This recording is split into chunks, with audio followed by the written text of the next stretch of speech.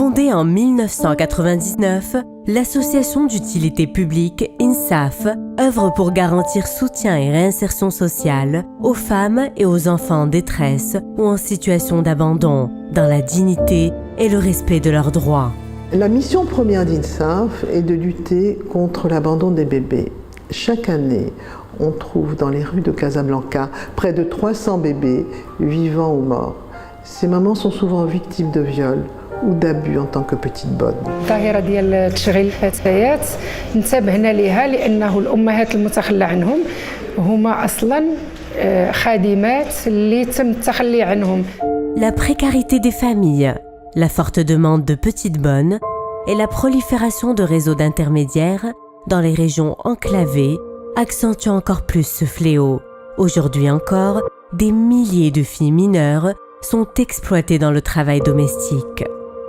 راه الناس راه كاين المسكين اللي ما عنده سميتو با ما عنده ما ولا ما عنده والو راه ضروري يصيفط البنيه الدار البيضاء ولا مراكش تخدم كتمشي البنت كتخدم وما كيديها فيها لا الوالدين راه بغاو غير الفلوس. الا وصلني شي واحد على الدريه نجيبها ليه ولكن الا كانت ديال الخدمه غير واحد العام فاش يفتح.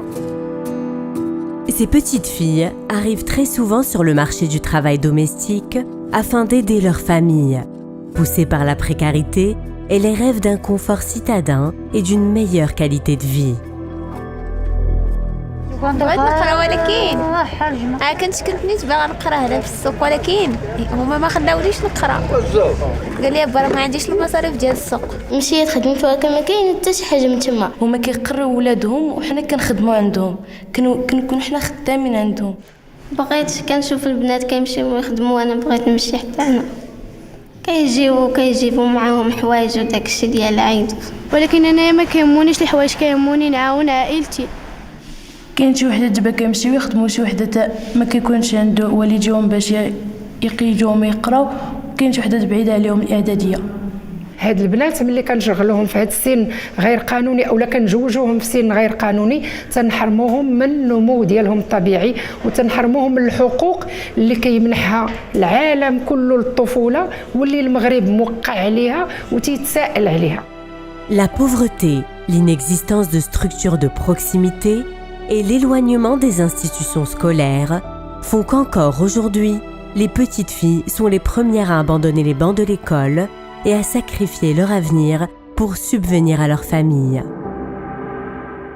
من سنة 2000 وحنا كنشتغلوا على هذا الملف وبها أسسنا برنامج محاربة العمل ديال الطفلات الخادمات البيوت.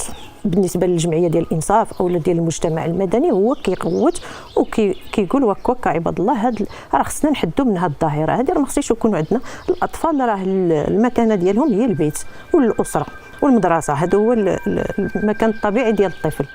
INSAF accorde une grande importance au volet sensibilisation et à la mobilisation des familles et des communautés locales.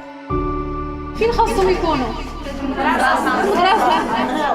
وبغينا الوالدين ديالهم يحنوا راه كيما كان الحال البنت راه قصيره تسمع عارفاش دابا فين ما صيفتها مسكينه كتصيفط هي ما عندها ما تقول. الاب هو اللي خاص يخدم ماشي الدريه الصغيره اللي خاصها تخدم حيت البنت خاصها تقرا وما تجوزش على سن 16 سنه 17 سنه تترشد تنخافوا عليهم تيوقع لهم اعتداء تيوقع لهم اغتصاب مع والدراري ولاد راه خايبين ما بقاوش البنات ما يمكنش نصيفطوهم. قلت لك داكشي الطرفيه تنخاف على بنتي بزاف وليت خرجها من المدرسه مع بعيده على المدرسه ما قدرتش نصيفطها. ما خاصني حتى شي حاجه كلشي متوفر كنت كنشوف المستقبل ولكن دابا لا. كنطلب من العيالات يقراو ولادهم الدراري والبنات كيف الدراري كيف البنات. انت كتشغل ولدك صغير صافي عندك عقوبه عندك خطيه عندك سميتو خص الاجراءات تدار معاك. واش عندنا في البلاد هنا الله تعالى اعلم كنقول حنا قليل عندنا هنا في هذه المنطقه ما راه مشات سميتو تخدم عند الناس ضيع الوقت ديالو والتكرفيس والعصا وهادي ماشي معقول. ولا عندك البنت اللي عطى لك الله على الولاد كيعطيهم الله تعالى للناس اللي بغى ماشي غير مني وانا عطاك الله البنت تهلا فيه واخا تطلب عليه تقريه. بالنسبه للوالدين كتلقاه واحد ما قاري ما واعي راه عنده حاجه عاديه ما عندوش واحد الاحساس ما عندوش واحد الكبده حيت هو هذيك النعمه اللي عطا الله سبحانه وتعالى ما حاسش بها. En 2017, INSAF a signé une convention avec le ministère de l'Éducation nationale, au terme de laquelle les instituteurs signalent à l'association toute petite fille qui quitte l'école pour aller travailler en ville. التقييم الأول الذي نلاحظه هو أن نسبة الانقطاع قلت بنسب ملحوظة في المؤسسة التعليمية لدرجة أنه نجد تقريبا في المؤسسات كهذه نجد 3% 4% وهي قليلة جدا. حتى الأسباب التي تقدم إلينا أسباب عادة موسمية مرتبطة إما بجني الزيتون أو بجني الثمار أو بالحصاد. INSAF a lancé un vaste programme de lutte contre le travail des enfants, visant principalement l'éradication de l'exploitation des petites filles dans le travail domestique. 3 régions émettrices ont été ciblées: Chichawa, Qla'at Sraghna et la province d'El Haouz. هذا البرنامج يرتكز على 4 ديال المحاور. المحور الاول اعاده الادماج ديال الطفلات في الاسره والمدرسه، المحور الثاني هو التحسيس، والمحور الثالث وهو التكوين ديال هذه الجمعيات المحليه واشراكها في البرنامج، والمحور الرابع هو محور ديال الترافع. كنوفروا الايواء والمساعده، يعني ملي كتخرج ديك البنت كنقدروا نوفروا العائله ديالها واحد المنحه باش كتقدر تعوض لهم هذاك الاجر اللي كانت كتقاضاه البنت، والمتابعه ديال الدراسه ديالهم. ملي كان هذه الجمعيه بخير وعلى خير غادي نخليها تقرا حتى تكمل قرايتها. عاونها دابا على قرايتها، شدات شي شويه الفليسات، شرات منها كلشي شويه اللي خصها، ودابا كتخلص منهم ترونسبور. وقالوا لي راه باغي يرجعوكم تقراو، وقلت لهم ملي لقيت هذه الفرصه نرجع نقرا. رجعت وجاتها جمعيه الانصاف ورجعتني وسولتني واش بغيتي تقرا، وقلت لهم بغيت نقرا، ما كاين ما احسن القرايه.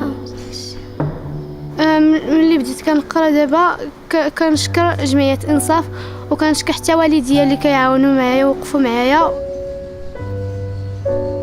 حنا الان استطعنا يعني كما نقولوا انقاذ 15 فتاه، والان حنا في صدد يعني اننا نحاولوا نبحثوا او نحصيو 70 طفله اخرى. على سبيل المثال منذ بدايه البرنامج الان 400 طفله اللي استطاع البرنامج على انه ينقذهم، وبين 2011 و2017 عندنا 14 البنت اللي حصلوا على البكالوريا، وهذه السنه عندنا ان شاء الله 10 ديال البنات اللي غيدوزوا البكالوريا، في يعني فيما مجموعه 164 حاله تيتكفل بها البرنامج حاليا. Devant l'ampleur de ce fléau, et sous la pression de la société civile et les différents collectifs pour l'éradication du travail des mineurs, la loi 1912 a été promulguée par les 2 chambres du Parlement en août 2016 et publiée au bulletin officiel en octobre 2017.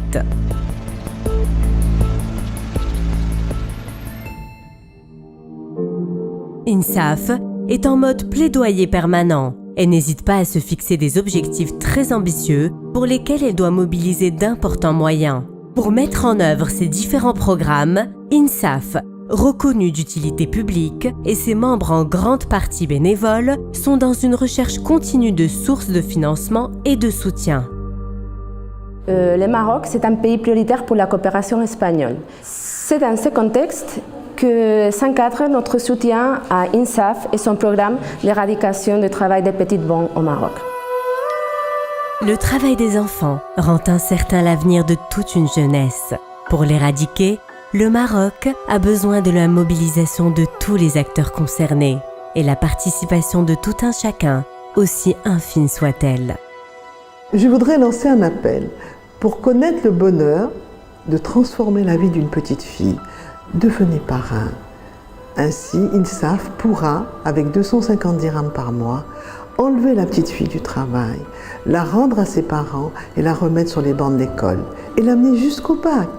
بغي نوجه ايضا نداء للمسؤولين على انه يجب التحلي، يجب ان تكون هناك اراده سياسيه فعليه من اجل القضاء على هذه الممارسه التي تدين المغرب يعني صراحه. كلنا مسؤولين وكلنا تيخصنا ننتبهوا وما نخليوش البنات يخرجوا من المدرسه بلاصتهم في المدرسه حتى يكون عندهم شي سن ديال التشغيل القانوني.